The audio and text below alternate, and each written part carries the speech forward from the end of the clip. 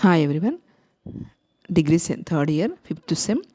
మన question paper 3 and 6లో ఉన్నటువంటి మహాకవి శాస్త్రాకార విభాగ కవి పరిచయాలు ఇస్తారు.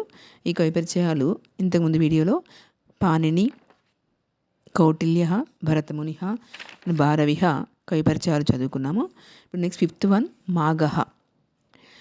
మాగహ కవి సంస్కృత సాహిత్య మండలి ఈ మాఘునికి ఎంతో ప్రముఖమైన స్థానం ఉంది.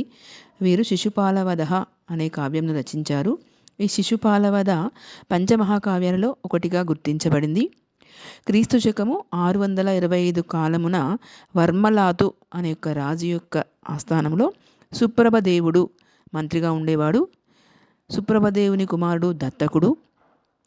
ఈ దత్తకుని కుమారుడే మాగహ. మాగుడు క్రీస్తు శకం 700 సంవత్సరముల కాలానికి చెందినవాడని సాహిత్యకారులు చెప్పుచున్నారు. శిశుపాలవధ గురించి కొన్ని విషయాలు. మాగుడు రచించిన ఏకైక కావ్యం శిశుపాలవధ. ఈ శిశుపాలవధలో 20 సర్గలు ఉంటాయి. పంచమహాకావ్యానికి ఉండవలసినటువంటి 18 లక్షణాలు ఈ కావ్యంలో ఉన్నాయి. కాబట్టి దీన్ని మహాకావ్యంగా పిలువబడుతుంది. ఈ కావ్యమును కవి పేరుతో మాఘ కావ్యం అని కూడా అంటారు. ఈ మాఘ కావ్యం ఈ మాఘ కవికి ఎంతో పేరు తెచ్చిపెట్టింది. ఈ కావ్యం ఇతివృత్తము మహాభారతము నుండి స్వీకరించబడింది. మహాభాగవతంలో కూడా ఈ కథ గురించి వర్ణించబడింది. తెలుగులో రాయొచ్చు, ఇంగ్లీష్లో కూడా రాయొచ్చు. మహాకవి Magha was occupied a prominent place in Sanskrit literature. The work Shishupalabhada is written by Magha and it is considered as one of the 5 Mahakavyas of the Sanskrit literature.